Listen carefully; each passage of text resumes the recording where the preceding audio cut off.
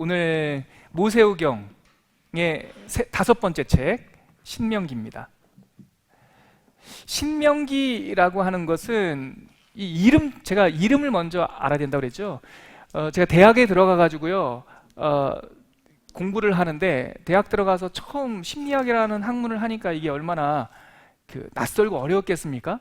그래서 제가 1학기 때, 첫 번째 학기 때 성적이 썩 좋지 않았습니다. 근데 그때 꾀를 주신 게, 내가 왜 이렇게 공부를 못하나 알고 봤더니 단어 개념을 잘 모르더라고요. 그래서 방학 동안에, 여름방학 동안에 제가 도서관 가가지고 심리학 사전 하나, 제일 작은 거 하나를 뽑아가지고 사전을 쭉 봤습니다. 아, 이 말이 이 말이구나, 이 말이 이 말이구나. 그 다음 학기 때부터 성적이 확 올랐습니다.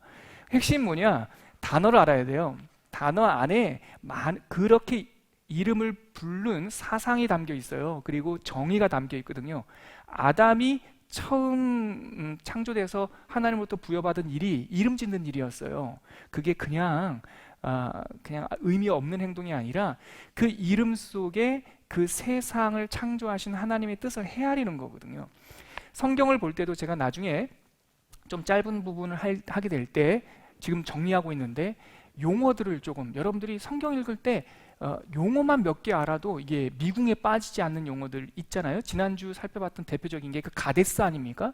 가데스 바네아. 그냥 의미 없는 단어 가데스 바네아, 벌써 6음절인데 이거 어렵거든요. 안 외워져요. 근데 가데스라는 말 자체가 오아시스라는 뜻이라 지난주에 했죠. 그래서 뭐 갈릴리 게데스, 이게 팔레스타인 가나안 땅에 들어가면 신명기에도 나오는 그 도피성 6개가 있는데 그 중에 하나가 갈릴리 게데스예요. 그렇지, 몰라도 됩니다. 그럴 때 가데스만 나오면 아, 여기 오아시스였구나, 여기 샘이 마시는 물이 있던 곳이구나, 이렇게 알 수 있고요. 예를 들어서 또 뭐 그런 거, 창세기 읽다 보면 그런 거 있지 않습니까? 아비멜렉 기억나세요? 아비멜렉이 어떤 걸로 기억나십니까? 12장에서 12장이 아니라 20장, 창세기 20장에서 아브라함이 가나안 땅에 갔을 때 아비멜렉한테 자기 와이프를 누이라고 속이는 그 아비멜렉 아닙니까? 근데 창세기 26장에 가면 아브라함은 25장에 소천하고 26장에 이삭의 시대가 열렸는데, 이삭도 자기 철을 아비멜렉한테 누이라고 속이잖아요. 어이구, 그럼 우리는 아비멜렉 너무 장수한다, 아브라함 때부터 이삭 때까지 있구나, 그렇게 오해하기 쉽다고요. 근데 그게 아니에요. 아비멜렉이라고 하는 이름은 블레셋 사람들의 왕의 명칭이에요. 대명사거든요. 그러니까 예를 들어서 바로라고 하는 말이 한 사람의 특정한 사람을 가리키는 게 아니라 이집트의 왕 파라오를 가리키는 왕의 명칭이듯이, 아비멜렉, 이 멜렉이란 말이 킹이란 뜻이고 아비라는 게 파더란 뜻이거든요. 그러니까 왕 중의 왕의 아버지, 이런 뜻으로 블레셋 사람들의 왕의 호칭이 아비멜렉입니다. 또 하나, 아말렉 지파들 알죠? 아말렉 지파의 왕을 아각이라고 불러요. 아각. 근데 그건 한 사람 지칭하는 게 아니에요. 그것도 아각이라는 이름은 아말렉 사람의 왕들을 지칭하는 대명사예요. 아각이라는 게 뿔이란 뜻이거든요. 으뜸 가는 뿔. 그래서 나중에 에스더서에 가면 하만이라는 사람이 이 유다 지파를 다 몰살시키기 위해서 괴락을 꾸미죠. 근데 하만을 소개할 때 뭐라고 말하냐면 아각 사람, 이렇게 말을 해요. 아각 사람, 아가기트라고 하는 말이 아말렉 자손의 왕족, 아각 계열에 있는 사람이다. 아말렉 사람의 왕족이라는 뜻이죠. 그래서 블레셋이 내려와서, 바벨론이 내려와서 이 팔레스타인에 있는 여러 민족들을 포로로 잡아갈 때 아말렉 자손의 왕족들도 잡아간 거죠. 그래서 그 왕족 가운데 한 사람인 하만이 이스라엘 사람을 죽이려고 한 거예요. 여러분, 이건 지금 제가 막 이야기를 많이 풀었지만 사실은 핵심이 뭐냐? 성경에 보면 단어만 몇 개 알아도 성경 읽다가 막히는 것이 뚫리는 것. 마지막 하나만 더요. 우리 민수기 신명기에 많이 나오는 게, 여러분 이런 단어 들어보셨어요? 읽다가 부엘 이런 단어 들어보셨어요? 이게 뭡니까? 벳 이건 부엘이라는 뜻은 우물이라는 뜻이에요. 그래서 부엘이 들어가는 이름 나오면 다 우물이에요. 부엘라 헤로이, 부르짖는 자의 샘, 우물. 브엘세바, 라헤로이라는 게 하갈이 에서 데리고 광야에 갔을 때 목말라 죽게 생겼을 때 하나님께서 그에게 나타나서 야 괜찮다, 에서도 잘 살게 해줄게 하면서 우물 하나 주시잖아요. 그래서 부르짖는 자의 샘, 통곡할 때 하나님께 주셨다 해서 브엘, 우물, 라헤로이 이렇게 돼서 우물이고, 브엘세바라고 해요. 세바라는 것이 여러분 찍어보세요. 세바 숫자로 몇 개 같아요? 세바 셋 7이에요. 7 세바라는 말이. 그래서 브엘세바 그러면 일곱 우물이라는 뜻입니다. 그러니까 이것도 민수기 신명기 읽다 보면 엄청 나와요. 브엘 나오면 벳이라는 것은 하우스라는 뜻이에요. 그래서 벳엘 그러면 하나님의 집, 벳 야웬 그러면 야웬의 집, 벳 미스바의 집, 뭐 벳 아웬 뭐 이런 식으로 벳이 붙으면, 특히 디귿자 벳이 딱 붙으면 아 저거 집이구나, 그렇게 그냥 아시면 되는 거죠.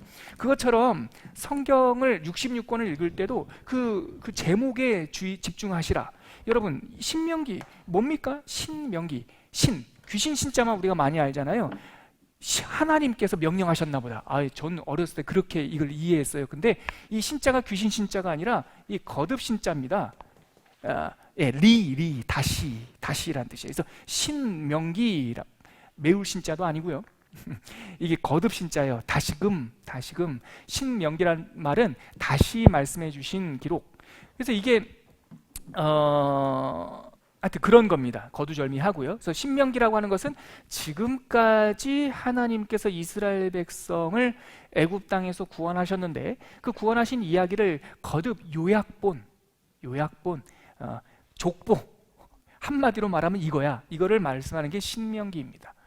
자, 신명기가 그래서 신명기를 유대인들은 뭐라고 부른다고 그랬습니까? 우리는 거듭 신에서 신명기, 영어로는 듀트로노미, 이게 이제 뿌리가 되는 말이 그 헬라어 그리스 말인데 그게 듀트로노미온이라고 하는 단어가, 듀트로라는 말이 둘이라는 뜻이고 노미온이라는 말이 명령이라는 거예요. 그래서 두 번째 명령, 그래서 제2율법서 이렇게 사람들이 오해하는데 그게 아니라 유대인들은 이 신명기를 뭐라고 불러요? 그게 데바림이라고. 우리 다 했던 얘기예요, 여러분. 이걸 데바림, 이게 따바르, 이게 말씀이라는 뜻이거든요. 이게 말씀이라는 뜻인데 이게 말인데 데바림 이렇게 붙으면 이게 복수입니다. 들. 그래서 데바림 이러면 말씀들 이 뜻이에요. 그래서 신명기를 뭐라고 유대인들은 부르냐? 말씀들. 그러니까 당연하게 우리가 이 제목만으로도 신명기의 특징을 알 수가 있죠. 신명기는 뭐라고요? 설교예요. 설교. 세 편의 설교. 모세가 언제? 출애굽을 나온 40년째 되던 해 11월 달에 어디서? 요단 동편, 그 요단강을 건너기 직전에 모세가 누구에게? 이스라엘 백성에게 하나님의 지금까지 주셨던 하나님의 말씀을 요약해서 전해준 성경이 신명기예요. 이거에 대한 그 주제가 어디에 나올까요? 모세오경의 모든 주제는 그 성경의 1장 1절에서 2절 사이 그 처음 한 문장, 한 센텐스 안에 주제가 다 담겨 있어요. 우리 신명기 한번 찾아볼까요? 신명기. 자, 신명기 한번 우리 1절만 읽어보죠. 신명기 1절 시작. 이는 모세가 요단 저쪽 순 맞은편의 아라바 광야 곧 바란과 도벨과 라반과 하세롯과 디사합 사이에서 이스라엘 무리에게 선포한 말씀이니라.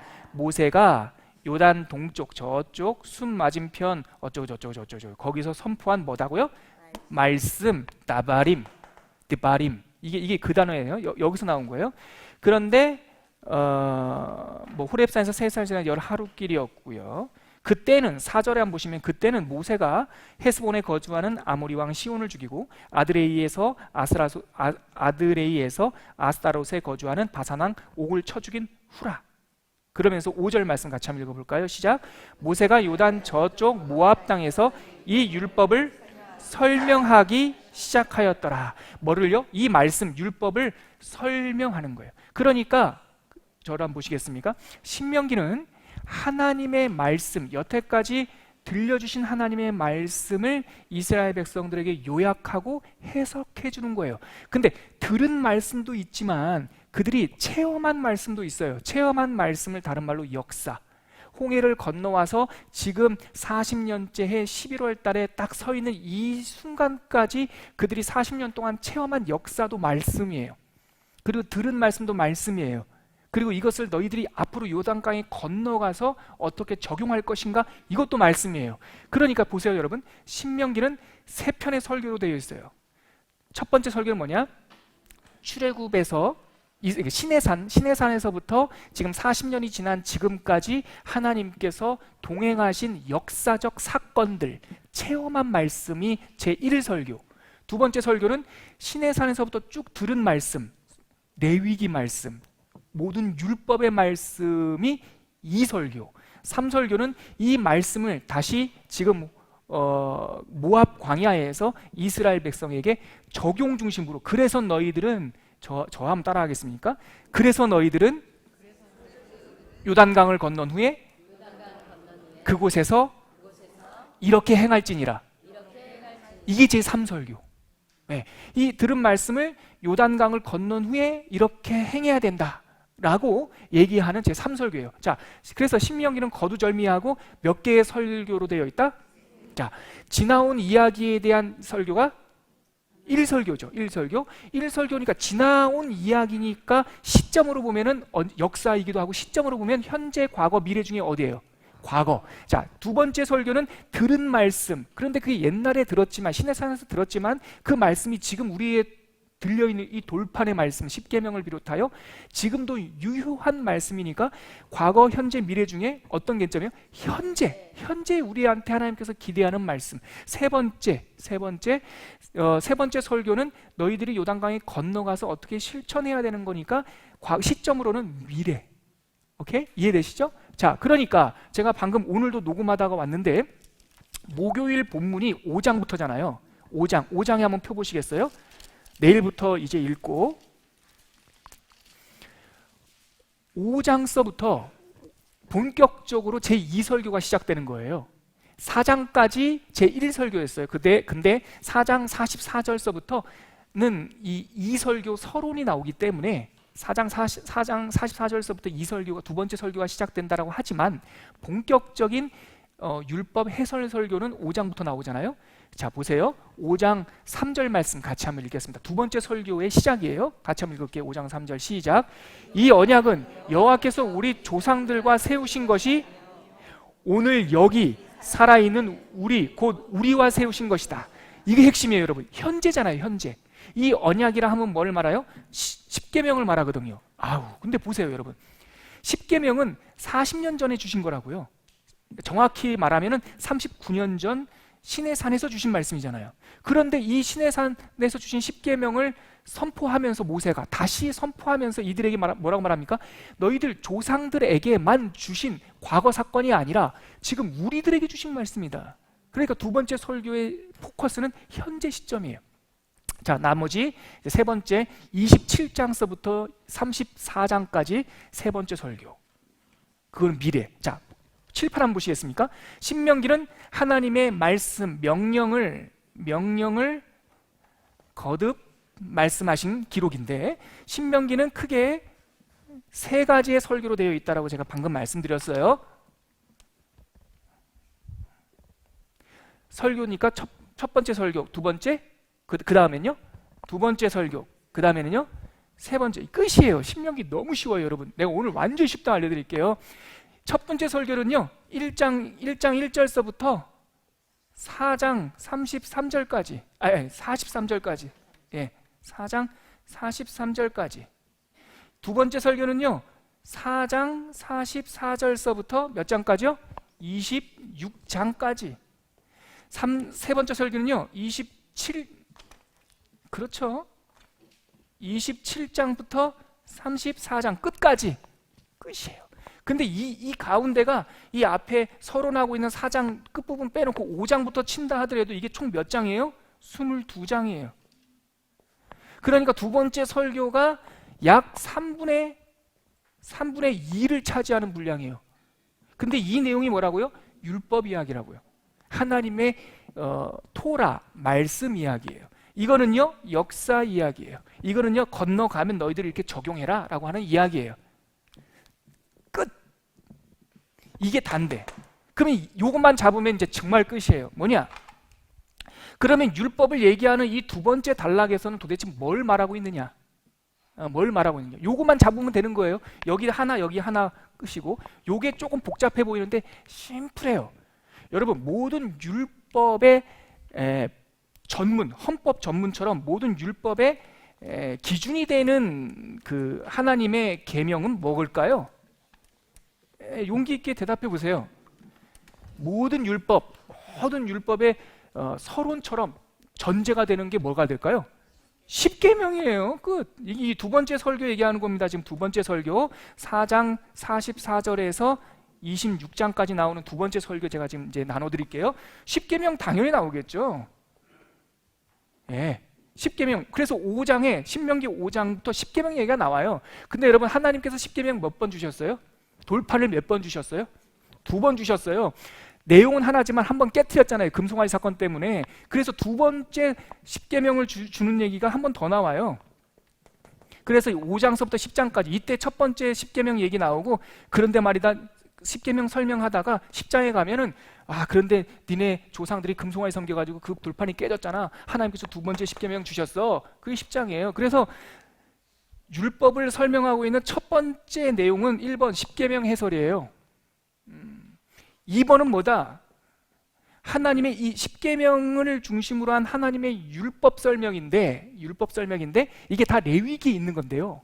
레위기의 말씀을 하나님께서 주신 순서대로 말씀을 그 제사법, 그리고 거룩법, 정결법, 절기법 이 세 덩이잖아요. 레위기 기억 다 안 나시는 표정을 자꾸 지으시니까 제가 여러분 보세요. 레위기 율법 세 개로 그냥 딱 나누면 된다 그랬잖아요. 제사는 하나님과 커뮤니케이션 어떻게 하자. 그 다음에 거룩, 이거는 하나님을 닮는 거라고 그랬죠. 닮는 거, 하나님을 닮아가는 거. 그 다음에 절기법은요, 하나님과 함께 사는 거. 그렇죠. 이걸 순서대로 이렇게 딱 맥락이 있게 레위기는 기록되어 있어요. 순서대로. 그런데 이것을 다시 요약할 때 복사할 필요가 없다고요. 모세는 신명기를 복잡하게, 많은 지금 신학자들이 신명기 메시지가 복잡하다고 그러는데 읽어보세요. 전혀 복잡하지가 않아요. 신명기는 이 레위기에 주신 메시지를 모세가 해설하고 싶었다고요. 핵심 메시지를. 그게 뭐예요? 이 하나님의 토라, 율법을 세 가지로 이 사람이 나름대로 나눴어요. 그게 뭐냐면 하나님의 commandment, 명령, 하나님의 규례, 하나님의 법규, 이 세 가지예요. 그래서 이 덩어리 안에 너희가 하나님께서 명하신 하나님의 여호와의 명령과 규례와 법규를 이 풀 문장으로 이 세 가지가 다 나오는 게 7번이나 나와요. 굉장히 다른 데는 잘 안 나와요. 이게 딱. 그러니까 모세는 하나님께서 주신 율법 토라를 나름대로 묵상해 보니 그 토라가 세 종류가 있더라는 거예요. 하나는 명령, 이렇게 해라 딱 하는 거예요. 하나님께서 우상 섬기지 마라, 나만 섬겨라. 그렇죠? 규례는 뭐예요? 약속한, 지시하신 거예요. 예를 들어서 성막은 이렇게 짓자. 이것은 명령조이지만 그것은 어떤 깊은 원리를 담고 있는 것이 아니라 그렇게 시스템을 얘기한 거예요. 규례. 야, 제사를 드릴 때는 완전히, 번제를 때는 완전히 다 태워. 명령조이지만 그거는 약속이에요. 돼지고기는 먹지 마. 이거 권면이자 약속이에요. 이게 규례예요, 규례. 법규는 뭐다? 이거 저지먼트라고 하는데, 이거는 누가 저 사람을 때렸어. 그럼 어떻게 해? 너도 때려. 누가 저 사람 죽였어. 그럼 쟤도 죽여야 돼.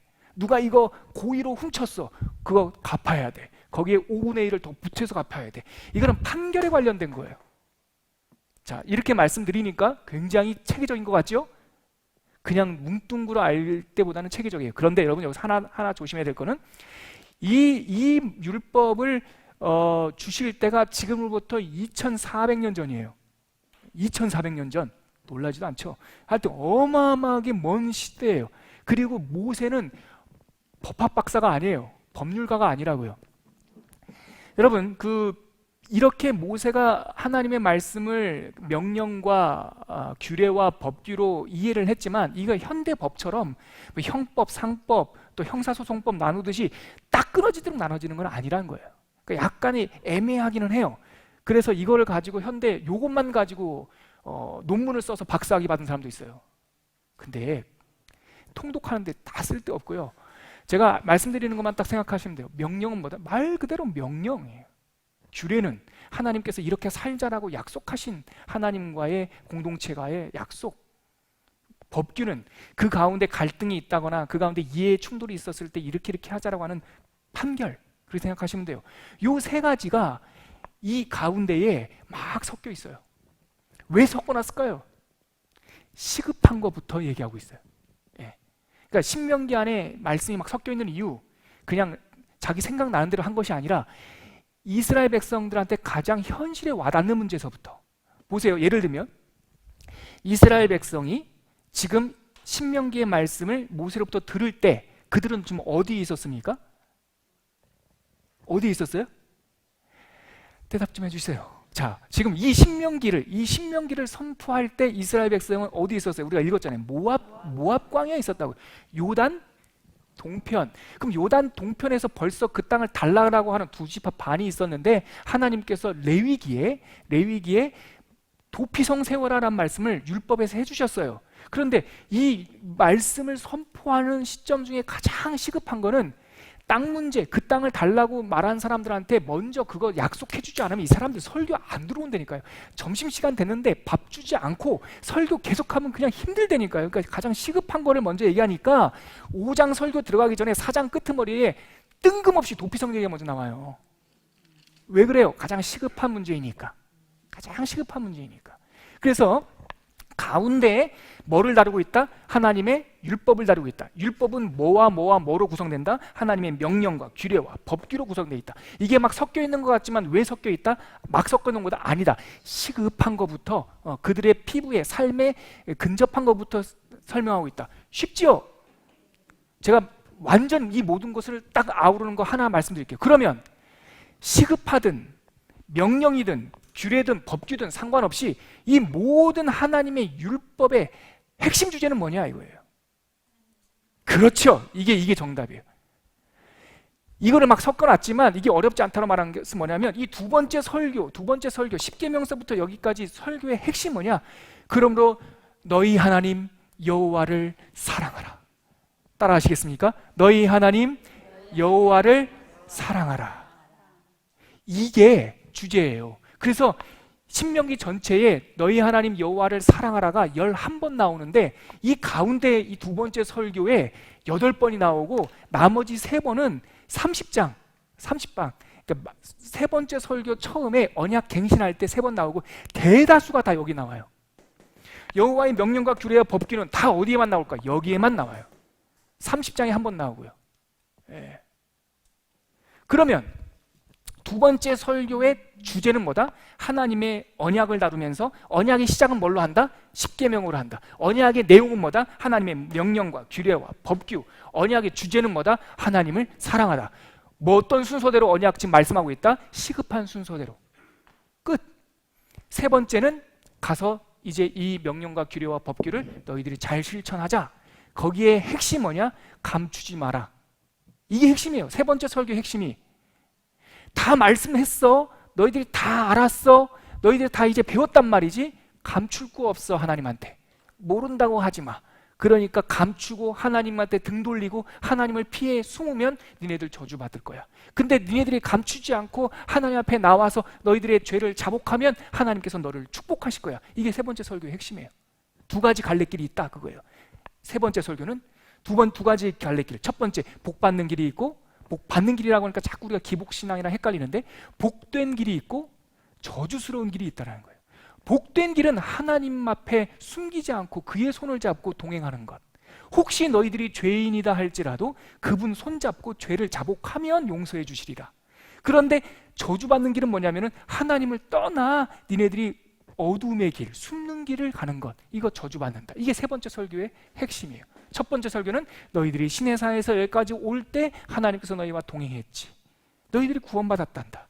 그러므로 너희들은 이제는 버림받은 민족이 아니라 택함을 받은 민족이다라는 것을 첫 번째 설교에서 얘기하고 있어요. 이해되세요? 신명기 다. 그럼 마지막으로 이런 게 퀴즈죠.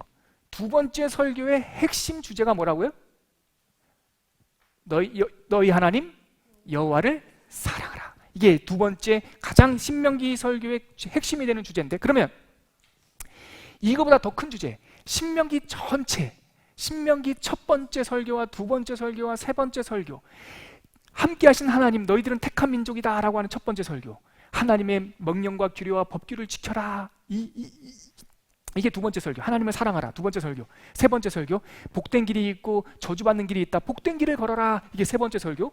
첫 번째, 두 번째, 세 번째 설교를 다 포괄하는 이 설교를 자기 인생의 마지막 한 달, 40년 11월 그때에 별세하기 전에, 하나님 나라에 가기 전에 모세가 이 설교를 하면서 하고 싶었던 단 한마디가 뭘까요? 동행? 동행. 그렇죠? 근데 동행보다 더 중요한 게 있어요. 신명기에 12번 나오는 명령문이 하나가 있어요. 12번 나와요. 순종 아니에요. 뭐뭐 하라예요. 순종하라? 사랑하라는 가운데 거. 가운데에만 딱 집중돼 있고 전체에 흩어져 있는 주제가 하나 있어요. 행하라. 말씀드릴게요. 예, 말씀해 주셔서 감사해요. 예? 틀려도 말을 하면 이렇게 아니요. 제가 말씀드릴게요. 이제 너는 기억하라. 이게 신명기 핵심이에요. 40년 건너왔잖아요. 근데 이게 새로운 게 아니고 너무나 논리적인 규정 아닙니까? 순종하라는 세 번째 설교에 있고요, 사랑하라는 두 번째 설교에 있고요, 너희들은 택한 민족이니까 하나님 앞에 서라 첫 번째 설교에 있어요. 그러면 서라와 사랑하라와 순종하라, 동행하라라고 하는 것을 다 포괄하는 하나의 메시지가 뭐예요? 신명기, 너는 기억하라. 이게 신명기 전체 12번 나와요. 외우기 쉽게 하려고 하나님께서. 근데 이 12번 나오는 게 곳곳에 뿌려 있어요. 곳곳에 너희는 기억하라. 그러니까 신명기, 자 지금까지 제가 요약한 말씀을 여러분들과 함께 한번 정리하겠습니다. 신명기는 어떤 성경입니까? 하나님께서 지금까지 주신 메시지, 하나님의 말씀을 거듭 이스라엘 백성에게 전하는 하나님의 그러니까 모세의 설교문입니다. 몇 개의 설교로 되어 있습니까? 3개의 설교문으로 되어 있습니다. 첫 번째 설교는 과거 하나님께서 함께한 역사적 기록입니다. 두 번째 설교는 하나님께서 주신 말씀에 대한 해설입니다. 세 번째 설교는 이제 미래에 들어갈 그 땅에서 실천해야 될 적용점입니다.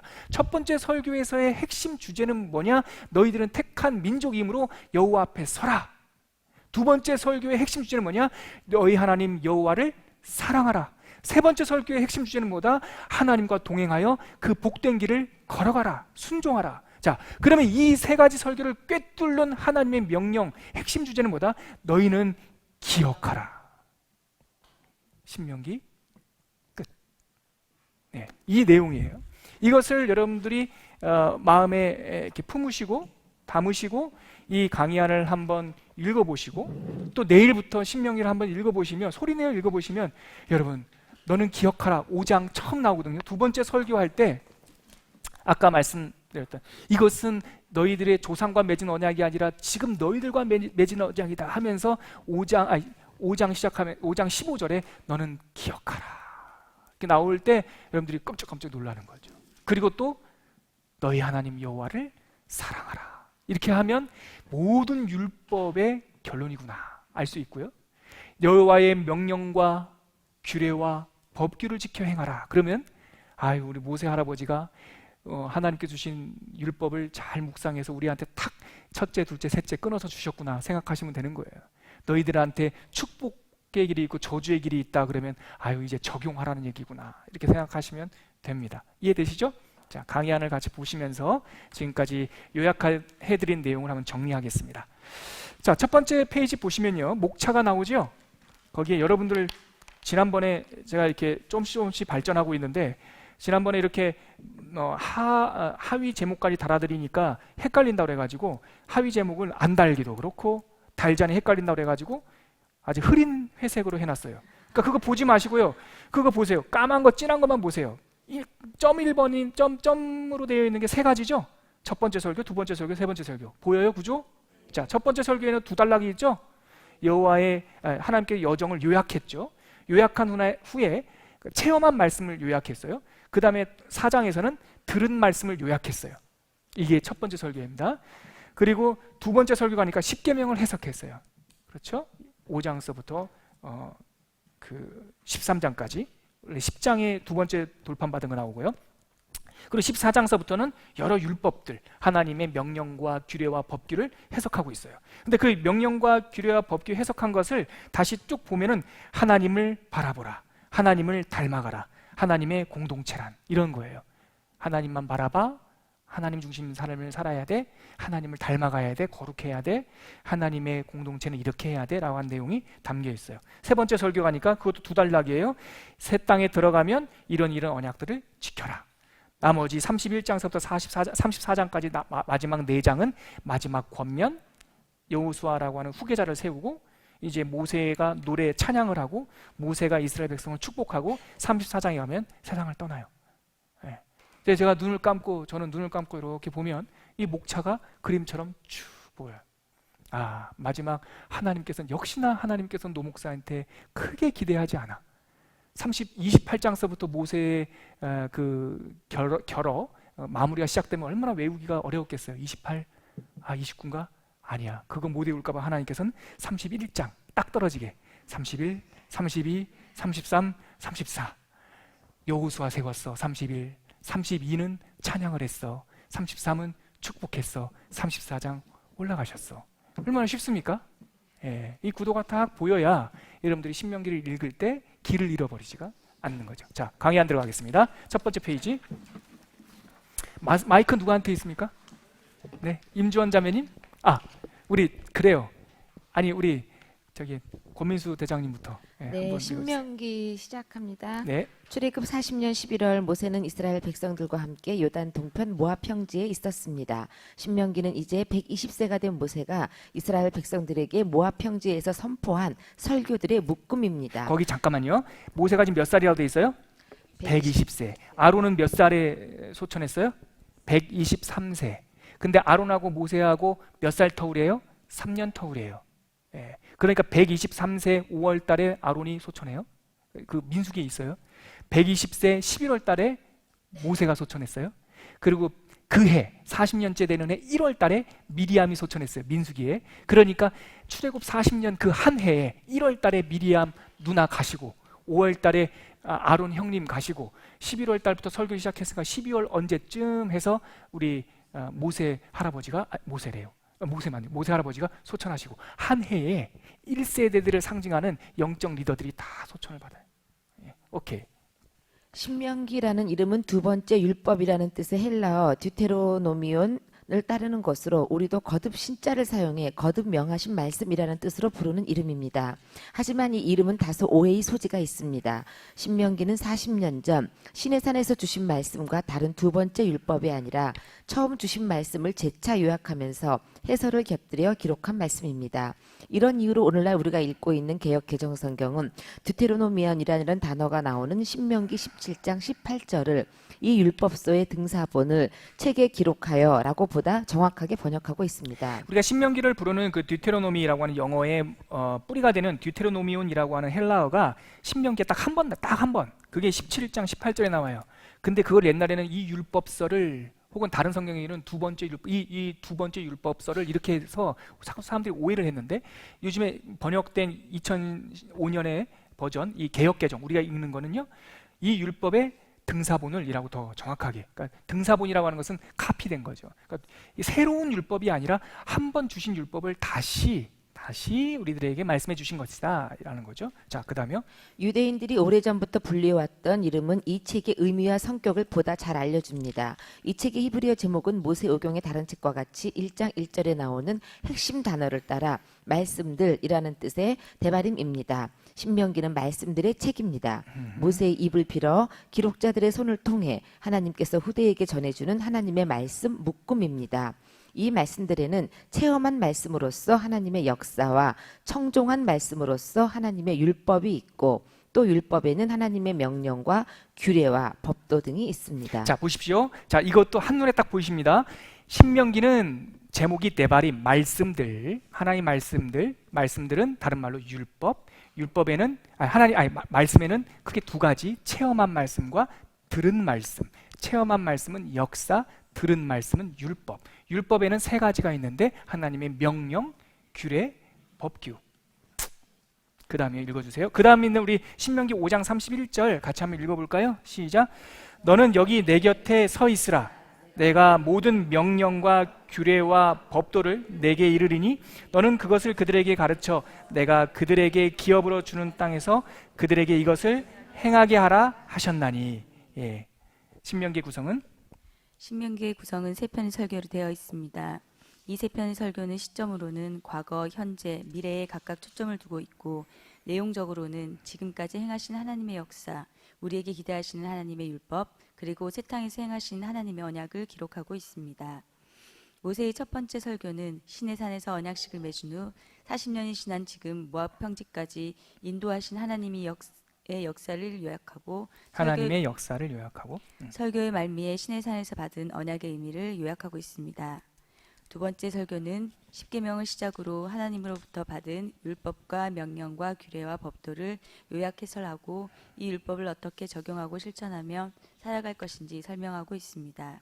특히 이제 곧 가나안 땅에 들어갈 백성들을 향해 이방신 숭배와 이교도들의 관습을 경계시키고 성소를 중심으로 하나님 중심의 질서를 잊지 말아야 함을 강조하고 있습니다. 네. 세 번째 설교에서 모세는 앞으로 일어날 일들을 예측하며 말씀의 백성이 앞으로 이 땅에 살아갈 때 경험하게 될 축복의 길과 저주의 길을 구체적인 사례들과 함께 제시하고 있습니다. 이 부분은 하나님으로부터 받은 말씀을 어떻게 실패하지 않고 적용하며 살 것인가에 대한 권면들입니다. 이 대목에서 모세는 자신이 약속의 땅에 들어갈 수 없었기 때문에 여호수아를 후계자로 세우고 마지막 찬양과 축복을 끝으로 자신의 사명을 다하게 됩니다.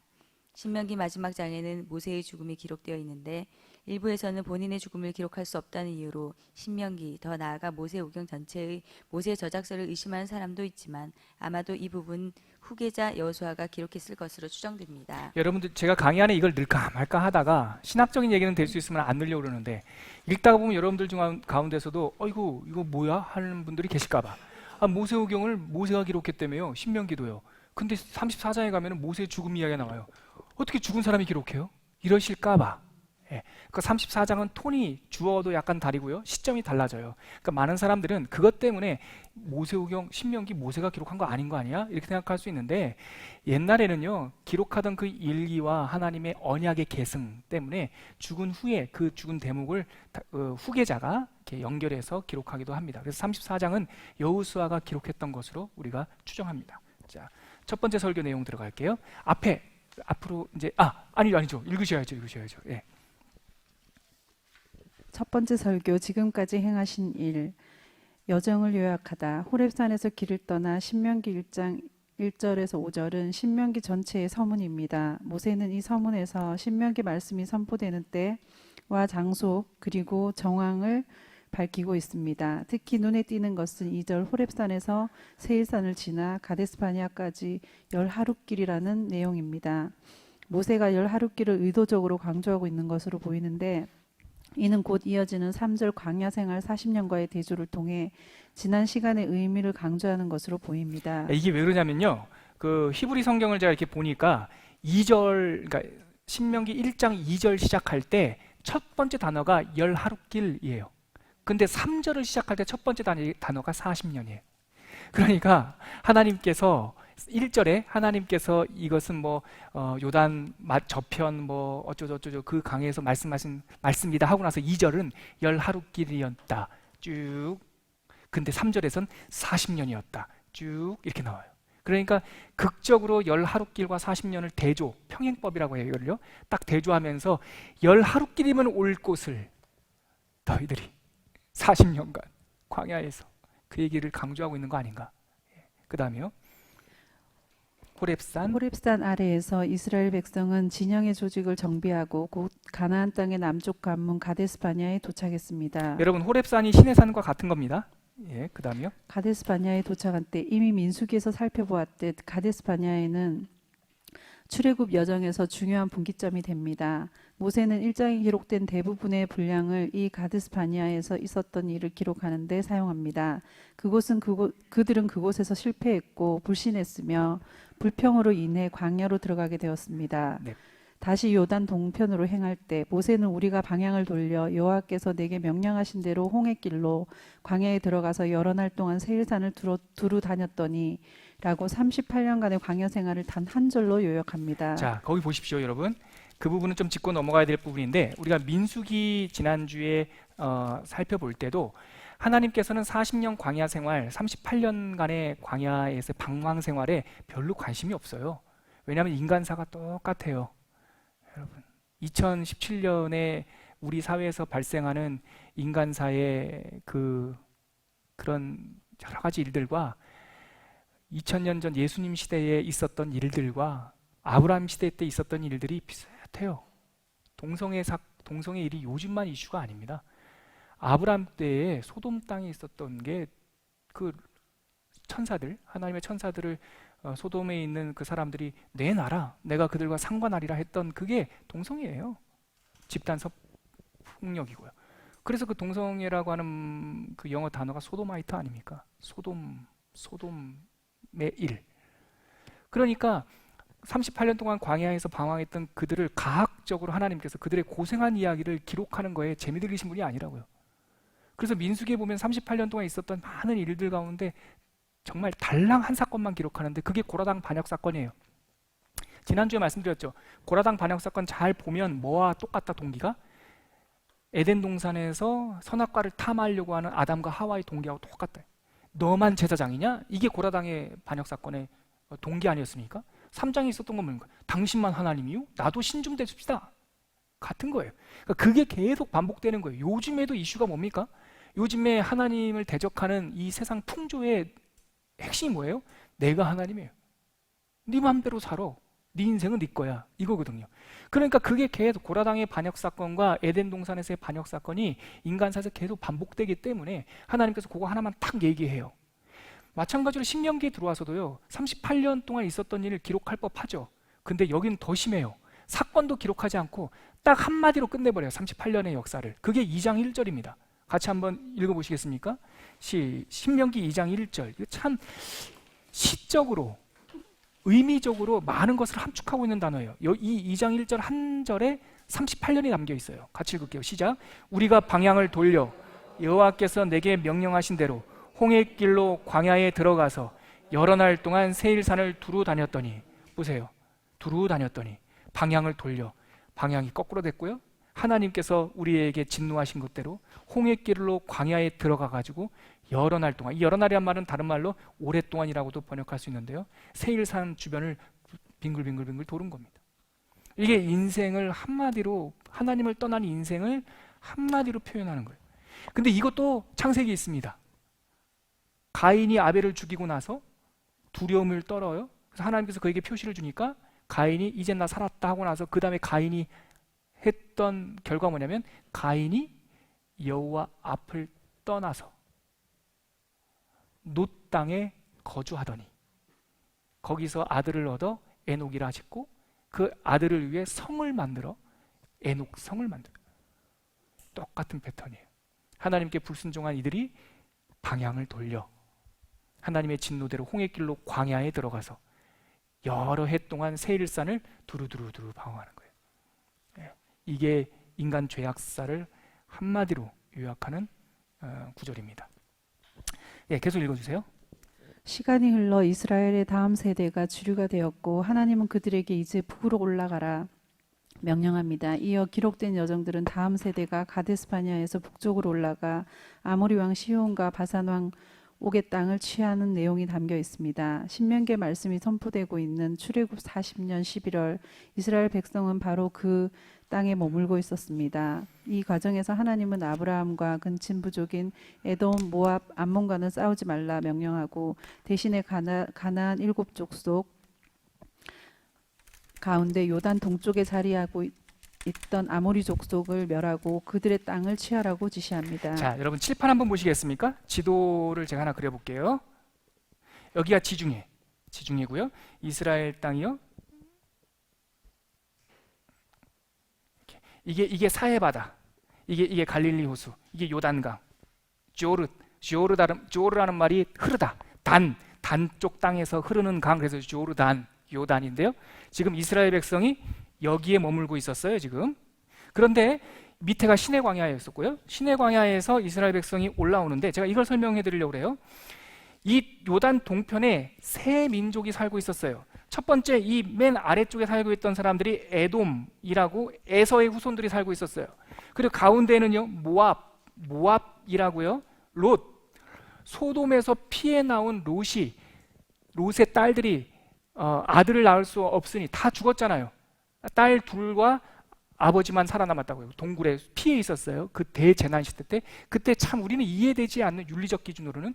그런데 이 계승하고 싶었던 롯을 통한 하나님의 그런 것들을 계승하고 싶었던 두 딸이 아버지와 더불어 애를 낳죠. 그 첫 번째가 모압이었고요. 두 번째가 암몬이었어요. 그러니까 에돔은 에서의 후손이니까 아브라함의 서자 아닙니까? 모압은 아브라함의 조카, 그러니까 사촌형의 자손들 아닙니까?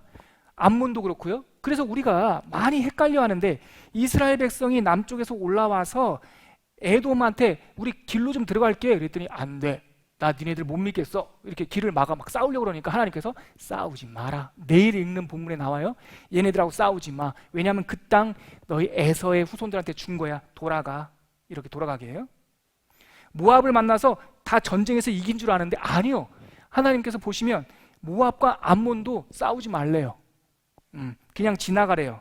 그랬더니 지나갔어요. 그러면 목사님, 이 요단 동쪽에 점령한 그 땅들은 뭡니까? 헤스본 왕 시혼이라는 사람이 있었고, 시혼, 그리고 바산 왕 옥이라는 사람이 있었는데 헤스본과 바산의 왕 옥과 헤스본 왕 시온이 있었는데 이 사람들 도대체 뭡니까? 이 사람들은요, 모압 사람, 암몬 사람, 에돔 사람이 아니라 아모리 사람이에요. 아모리 사람은 누구냐? 가나안 7지파, 가나안 함에 저주받은 그쪽 지파 7지파의 한 족이 아모리족인데, 이 아모리족 가나안 지파 7지파가 여기에 다 모여 살았거든요. 철기 문화를 가지고 가사, 가드 이쪽에 다 모여 살았는데 여기서 밀린 애들이 이쪽에서 진치고 살았던 거예요. 그래서 아모리 족속의 두 왕이 시혼과 옥이었어요. 그러니까 딱 만났는데 하나님께서 이 사람들한테 싸우지 말라고 하니까 지나갈게. 에돔은 안 돼. 그러니까 돌아갔고, 모압한테 지나갈게. 안 돼. 그러니까 피해서 이렇게 길로 갔어요. 근데 이제 바산하고 옥하고 시온한테도 얘기해요. 나 지나갈게. 이 사람들이 딱 가로막아요. 잘 걸린 거죠. 하나님께서 얘네들한테는 면죄부를 주는 게 아니거든요. 딱 가로막으니까 하나님께서 야, 쟤네들 쳐라. 쟤네들은 아모리족이다. 가나안 민족이고 가증한 민족이다. 내가 쟤네들을 쫓아내리라 해가지고 싹 쫓아내는 거예요. 그런데 땅이 암몬 땅, 모압 땅 겹치지 않습니까? 여러분, 옛날에는요, 국경이라는 게 없습니다. 도시를 중심으로 영역이 있었기 때문에 모압과 암몬 땅은 살려내고 여기 이쪽 산지, 이쪽 시티 몇 개, 바산 왕 옥과 시온, 헤스본 왕 시온의 성들에 진치고 있었던 거죠. 근데 요 땅을 달래는 거예요. 루벤, 갓, 므낫세 반지파가. 그래서 루벤 지파는 에돔에 있는 점령되지 않는 성들, 그리고 갓 지파는 모압 땅에 있는 이쪽의 성들, 그리고 므낫세 반지파는 바산한 옥이 살았던 이쪽 성들에서 두 지파 반이 딱 땅을 분배받는 거죠.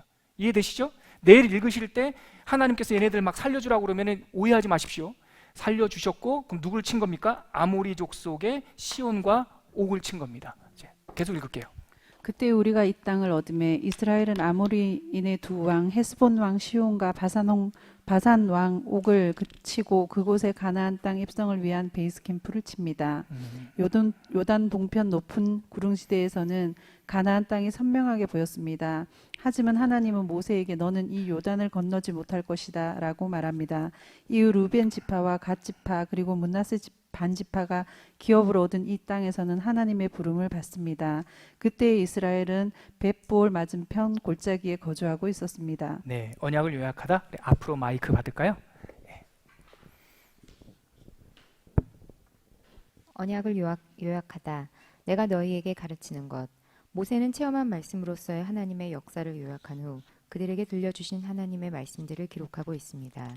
첫 번째 설교를 마무리하는 4장에서 모세는 그들이 경험한 사건들의 의미와 시내산에서 받은 율법의 핵심을 요약하고 있습니다. 4장은 앞으로 이어지는 두 번째 설교의 서론과 같고 모든 언약과 율법을 해석하는 열쇠와 같은 주제들을 담고 있습니다. 자, 그래서 4장 33, 34절에는 체험한 말씀과 들은 말씀이 요약되어 있는데요. 같이 한번 그 파란색으로 되어 있는 성경 구절을 읽겠습니다. 시작. 어떤 국민이 불 가운데서 말씀하시는 하나님의 음성을 너처럼 듣고 생존하였느냐? 어떤 신이 와서 시험과 이적과 기사와 전쟁과 강한 손과 편팔과 크게 두려운 일로 한 민족을 다른 민족에게서 인도하여 낸 일이 있느냐? 이는 다 너희의 하나님 여호와께서 애굽에서 너희를 위하여 너희의 목전에서 행하신 일이라. 행하신 일과 들은 하나님의 음성을 요약하고 있죠. 첫 번째 설교에서요. 이제 두 번째 설교, 하나님으로부터 들은 그 음성, 율법을 해설하고 있습니다. 네, 앞으로 옆으로 가십시오. 앞으로. 네. 뒤에서 주니까 잘 안 보이죠. 네, 한번 읽어주세요. 두 번째 설교, 우리에게 기대한 일, 현재 십계명을 해설하다. 모세가 이스라엘 자손에게 선포한 율법은 이러하니라 라는 표어제로 모세의 두 번째 설교가 시작되었습니다. 표제에 의해서 밝히고 있듯 이 두 번째 설교는 모세를 통해 주신 율법을 다루고 있습니다. 4장 44절부터 49절까지 설교의 서원을 연 후 모세는 40년 전 시내산에서 받았던 십계명을 빠짐없이 다시 선포하고 있습니다. 이 십계명은 모든 율법의 전문과 같은 의미를 지니고 있습니다. 십계명에는 하나님의 사랑, 이웃사랑이라는 모든 율법의 정신과 함께 절기법, 시민법, 사회법 등 모든 규례와 법도의 기준이 되는 대표 명령들이 담겨 있습니다. 자, 보십시오. 십계명이 왜 그 전문가 같냐면 아까 모세가 요약하는 하나님의 율법은 세 종류라고 했어요. 명령과 규례와 법규, 법도. 근데 십계명 안에 이 세 가지 유형이 다 담겨 있어요. 명령은 뭐 하나님만 섬겨라, 우상 세우지 마라, 명령이죠. 그리고 그 규례, 그러니까 그 언약, 약속 이건 뭐 정한 하나님과의 그 시스템적인 약속. 이거는 안식일, 날 한 날을 구별해서 하나님께 지켜야 된다라고 하는 것은 이건 규례의 대표적인 거고요. 그리고 법도, 저지먼트에 대한 거는 이웃을 탐하지 마라, 이웃의 재물 탐하지 마라, 거짓 증거하지 마라. 이건 저지먼트죠. 그러니까 그 십계명 안에 율법의 핵심 요소들이 대표적으로 다 들어 있는 겁니다. 그 다음에 읽어주세요. 하나님의 율법을 설명하는 두 번째 설교는 신명기 전체 분량의 약 3분의 2가량을 차지하고 있습니다. 그만큼 핵심이 되는 주제이기도 하지만 많은 율법들이 여러 갈래로 흩어져 있어서 앞서 읽은 레위기보다 더 내용의 맥락을 잡기 어려울 수도 있습니다. 하지만 신명기 설교의 특성을 고려한 아래 몇 가지 요점을 기억하면 복잡해 보이던 이 두 번째 설교가 보다 쉽게 이해되기도 합니다. 제가 아까 요약해드린 내용인데요. 우리 다시 한번 읽으면서 한번 더 숙지하도록 하죠. 우리 그 파란색 같이 읽겠습니다. 시작. 입성을 앞둔 백성에게 시급한 내용부터 가르치고 있다. 두 번째, 율법에는 명령, 규례, 법도와 같은 세 종류의 언약이 있다. 세 번째, 모든 율법의 주제와 실천의 시금석은 하나님을 사랑하라이다. 예, 읽어주세요. 그 다음에요. 신명기에는 율법을 명령, 규례, 법도로 구분합니다. 하지만 율법의 3요소, 즉 명령, 규례와 법도 는 각각 다른 용어를 사용할 만큼 의미의 차이가 있지만 현대의 법 체계처럼 전문화된 것은 아닙니다. 또한 각 법규는 서로 연관되어 있기 때문에 완전히 구분하는 일은 고대 사회에서 쉬운 일이 아니었습니다. 이런 까닭에 레위기에 나오는 율법이나 신명기에 나오는 규례와 법도를 현대법 체계처럼 이해하고 세분화하려고 할 때 자칫 미궁에 빠질 수도 있습니다.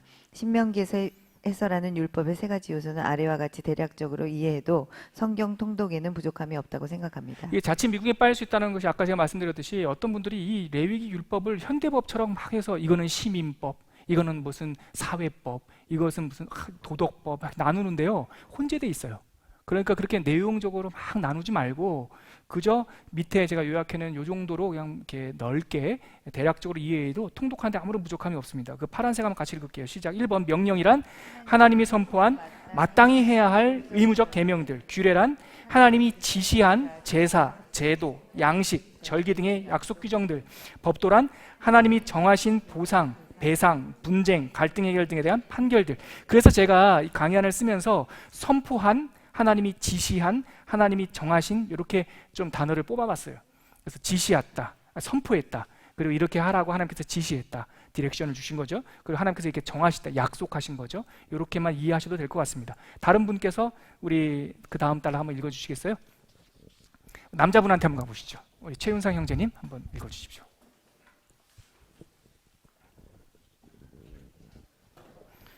하나님 여호와를 사랑하라. 이런 율법들의 목적은 하나님을 사랑하는 것에 있습니다.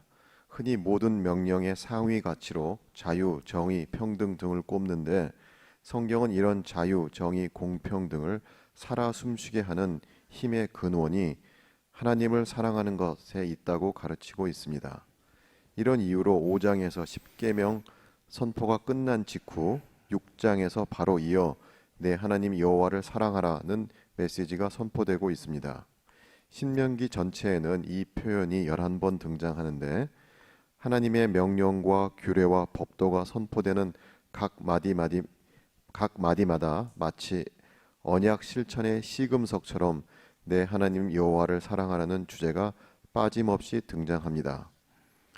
우리가 흔히 쉐마라고 부르는 신명기 6장 4절에서 9절까지 내용도 다른 어떤 내용보다 내 하나님 여호와를 사랑하라의 강조점이 있음을 통독을 통해 확인할 수 있습니다. 그러니까 5장에서 10계명 해설이 나와요. 6장에 가면 우리가 너무나 잘 알고 있는 이스라엘아 들으라, 너희 하나님 여호와는 오직 한 분 여호와이시니, 이 쉐마 이야기가 나오는데 결국 신명기가 끝난 다음에 하나님의 명령, 이 중요한 율법의 서원이 나온 다음에 바로 나오는 게 뭐냐면 너는 여호와 하나님을 사랑하라.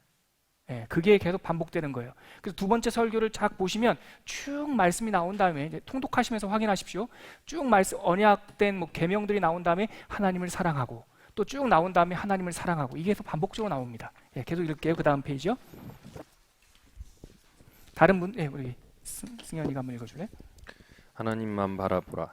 앞서 읽은 신명기 5장부터 11장까지는 10계명을 중심으로 하나님의 언약을 해설하는 내용입니다.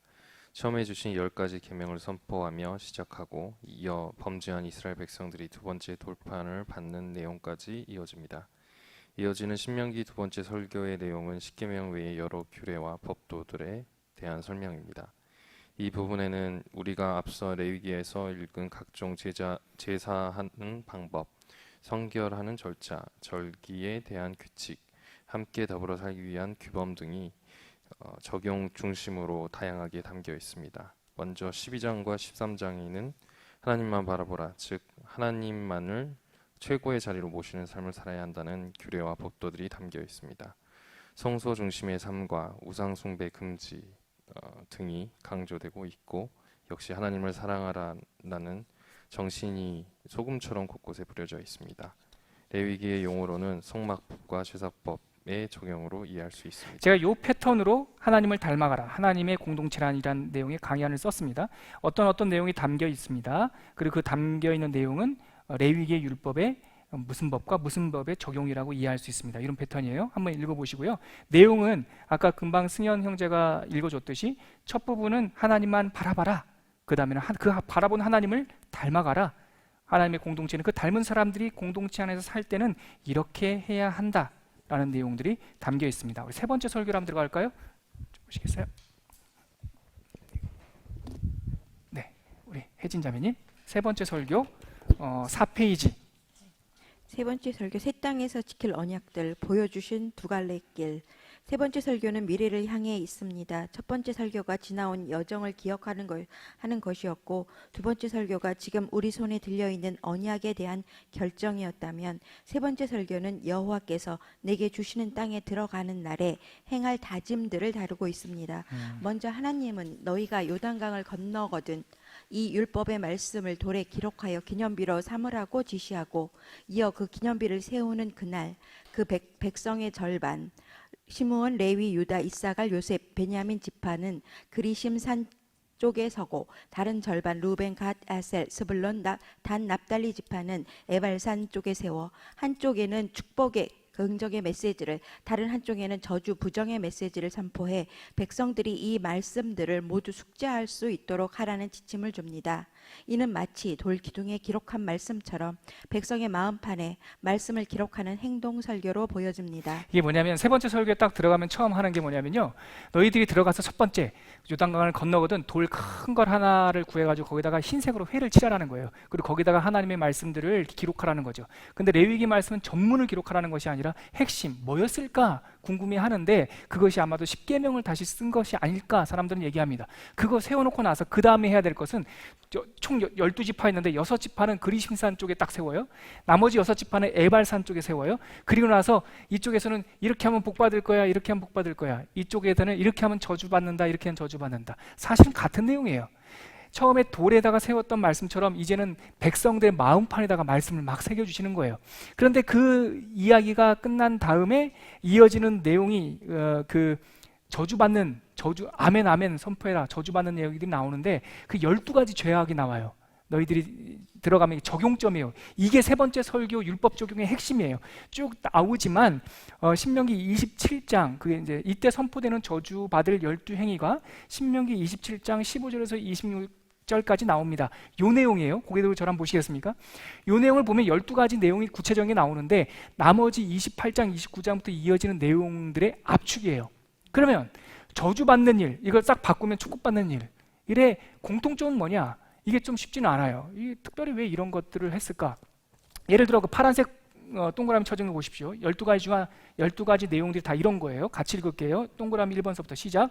우상을 은밀히 세우는 자, 부모를 경홀히 여기는 자, 이웃의 경계표를 옮기는 자, 맹인에게 사기를 치는 자, 나그네와 고아, 과부의 소송을 억울하게 하는 자, 그리고 계모, 그리고 수간, 근친, 장모들과 음행하는 자, 그리고 이웃을 암살하는 자, 뇌물을 받는 자, 마지막으로 말씀 불순종들, 이 12가지 죄악이 나와요. 이게 뭔가, 이게 여호수아에서도 나오는데요.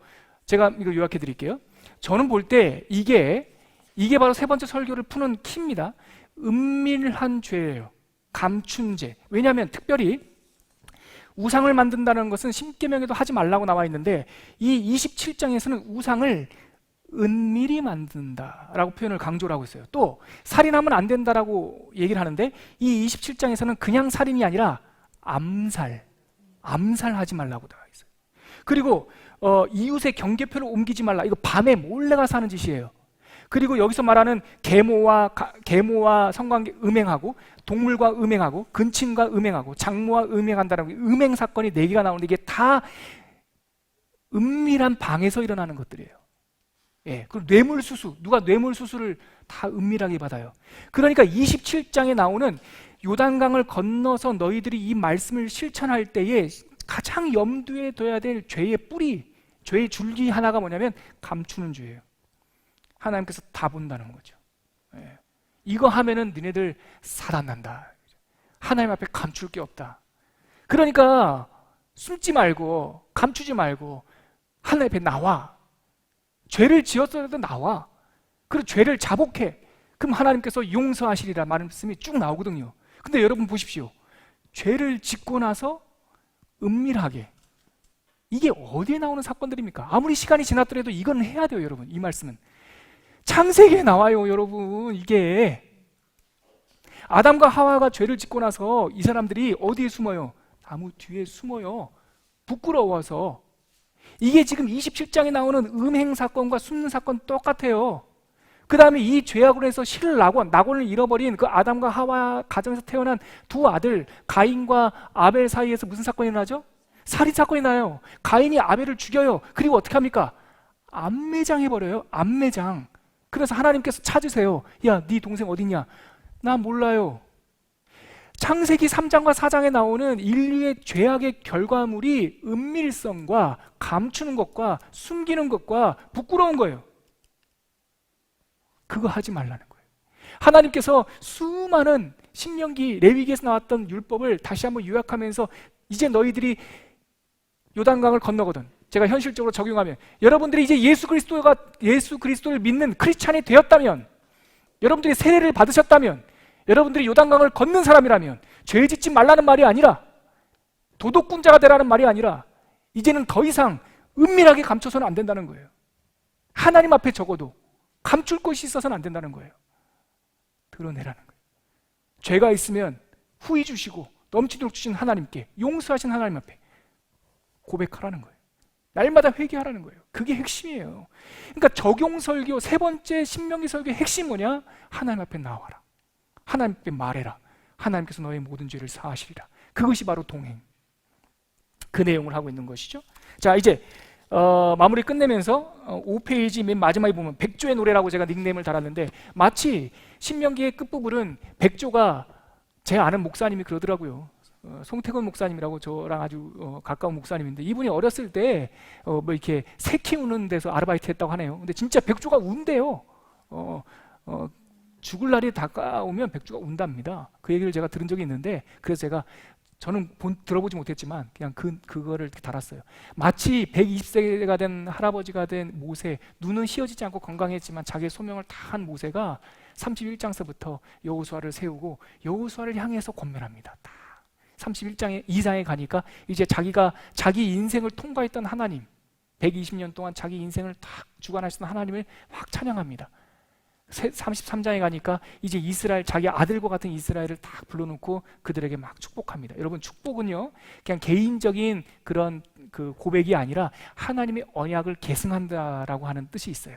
그래서 이삭도 그렇고 야곱도 그렇고 자기 아들들에게 축복하는 거죠. 그럼 맨 마지막에 34장에 가니까 눈이 휘어지지 않은 상태에서 비스가산 꼭대기에서 하나님의 부름을 받고 비스가산 언덕 어디쯤에 사람이 알 수 없는 곳에 그냥 묻혀서 하나님 나라에 소천받죠. 그게 신명기의 끝입니다. 이제 역사, 모세 세대는 저물고 여호수아 세대가 일어났습니다. 다음 주에 여호수아서를 통해서 역사서를 우리 함께 같이 보도록 하겠습니다. 여러분, 다음 주에 다른 선약이 있어도 다른 중요한 약속 아니면 다음 주에 꼭 나오셔야 돼요. 왜냐하면 다음 주에 역사서 전반에 대한 개관을 해드릴 거예요. 여호수아도 하지만 요단강에서 바벨론 포로까지 이 역사를 한 큐에 쭉 훑을 거예요. 여러분들이 다음 주에 오셔서 들으시면 이제 그 역사서 전반적인 줄기를 알 수 있을 것 같습니다. 자, 우리 같이 기도할까요? 기도하고 마치도록 하겠습니다. 하나님께서 우리 신명기 설교 말씀 설교에서 주셨던 그 한 구절을 제가 읽고 기도하겠습니다. 너는 기억하라. 네가 애굽 땅에서 종이 되었더니 너의 하나님 여호와가 강한 손과 편팔로 거기서 너를 인도하여 내었나니 그러므로 내 하나님 여호와가 내게 명령하여 안식일을 지키라 하느니라. 하나님 아버지, 기억할 수 있는 은혜를 허락하여 주시옵소서. 망각의 그 참혹함에 우리가 빠지지 않도록 도와주시옵시고, 우리가 애굽 땅에서 종되었사오나 하나님께서 강한 손과 편팔로 우리를 구원하여 내셔서 이제는 우리의 힘으로 사는 것이 아니라 하나님의 의지하여 사는 안식일을 지키는 백성, 하나님의 샬롬을 누리는 백성으로 살겠다고 결단하는 우리들이 되게 하여 주시옵소서.